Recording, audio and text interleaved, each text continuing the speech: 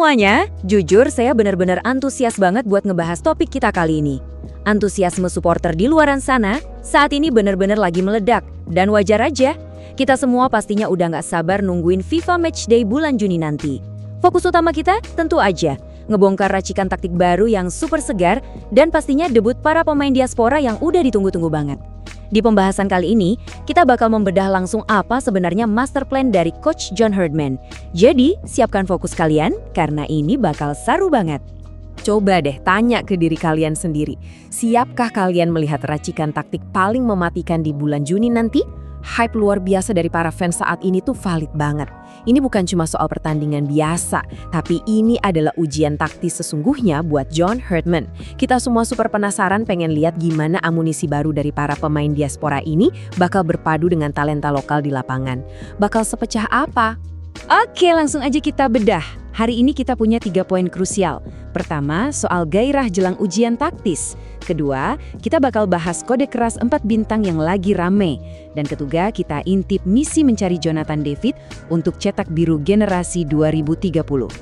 Masuk ke bagian pertama, gairah jelang ujian taktis, yang ngebahas soal antusiasme dan persiapan awal tim kita. Kalian sadar gak sih, gelombang antusiasme supporter ini ternyata direspon super cepat sama para pemain? Buktinya, Marcelino Ferdinand dilaporkan mendarat lebih awal. Begitu selesai kompetisi domestik bareng klubnya Astrencin di Slovakia, dia seolah cuek aja sama jet lag dan langsung nyolong start gabung pemusatan latihan. Buat tim pelatih, kedatangan kilat pemain pilar luar negeri kayak gini tuh bukan cuma unjuk dedikasi individu, tapi ini bener-bener berkah taktis yang masif banget buat persiapan tim. Terus, apa untungnya kedatangan lebih awal ini? Buat Coach Herdman ini langsung diterjemahin jadi 3 keuntungan krusial. Pertama, mempercepat pemulihan fisik akibat perjalanan lintas benua. Kedua, ngasih waktu lebih maksimal buat adaptasi cuaca tropis yang kita tahu gampang banget nguras stamina. Dan yang ketiga, ini yang paling vital, pemantapan skema permainan. Di level timnas, waktu itu musuh utama, jadi kehadiran lebih awal ngasih Coach Herdman ruang buat bener-bener matengin eksekusi taktiknya. Nah, mari kita bergeser sedikit dan lihat gimana semua persiapan ini bakal menguncak di Garuda Championship Series di Stadion Utama Gelora Bung Karno. Catat tanggalnya baik-baik ya. Tanggal 5 Juni 2026 jam 8 malam kita bakal bentrok lawan Oman. Terus, 4 hari kemudian di tanggal 9 Juni, giliran Mozambik yang bakal menguji ketahanan tim kita. Sekali lagi, ini bukan laga persahabatan biasa, ini adalah ujian kelayakan taktis yang absolut. Kita lanjut ke bagian kedua, kode keras 4 bintang, di mana kolaborasi kekuatan diaspora dan talenta lokal bakal benar-benar diuji. Kalau kalian sering mantengin media sosial, pasti kerasa banget dong badai spekulasi yang lagi panas belakangan ini. Supporter kita mendadak jadi detektif netizen setelah Instagram resmi Timnas ngasih teaser misterius. Yap, ada 4 nama pemicu spekulasi, Oleh Romeni, Martin Paes, Alkan Bagot, dan Beckham Putra. Masuknya nama-nama lintas lini ini tuh seakan memvalidasi kegembiraan supporter soal debut high profile para diaspora yang dipadukan sama pemain lokal dengan IQ sepak bola yang tinggi. Dan ini benar-benar ngegambarin dengan brilian gimana keseimbangan tim lagi dibangun. Coba kita bedah. Di lini serang, kita punya Oleh Romeni, tipikal striker modern yang bahaya banget di kotak penalti. Plus, suplai bola dari Beckham Putra yang super visioner. Di sisi sebaliknya, pertahanan kita bakal jauh lebih solid dengan kembalinya Alkan Bagot sebagai tembok duel udara, ditambah Martin Paes yang siap ngasih rasa aman absolut di bawah mistar gawang. Kombinasi menyerang dan bertahan yang sangat luar biasa. Tentu aja, dengan potensi skuad sengeri ini, kalian pasti nggak mau cuma nonton dari layar kaca kan? Info cepat aja buat kalian yang pengen ngamanin kursi, persiapkan diri buat war tiket.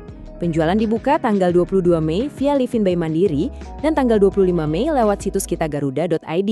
Mengingat antusiasme luar biasa buat nonton langsung revolusi taktis ini, perburuannya pasti bakal senggit banget. Sekarang kita masuk ke segmen terakhir, misi mencari Jonathan David. Ini adalah cetak biru buat generasi emas 2030 kita. Kita pause bentar dari euforia bulan Juni dan masuk ke mindset jangka panjang sang pelatih. Herdman pernah bilang begini, dan ini powerful banget.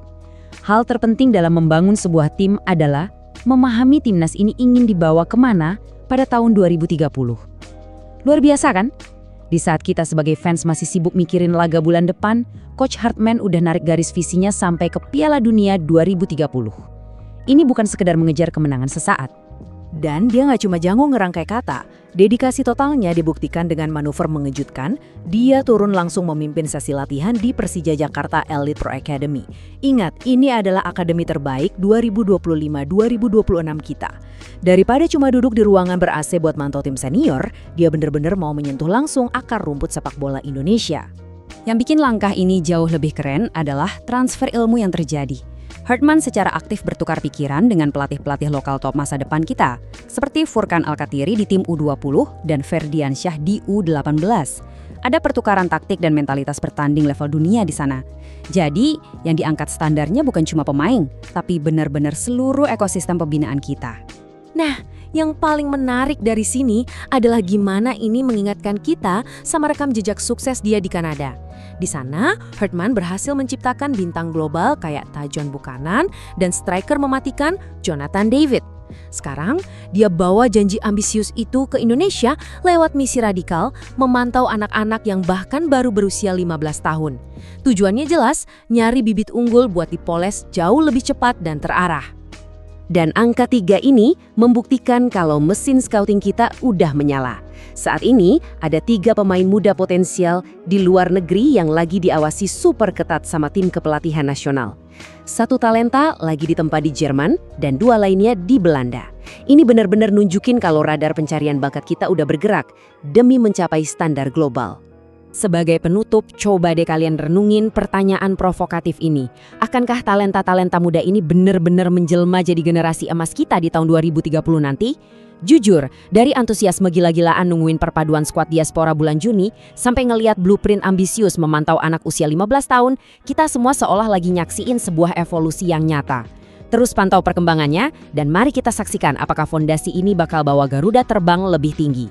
Terima kasih banyak udah ngikutin pembahasan kita kali ini, dan sampai jumpa.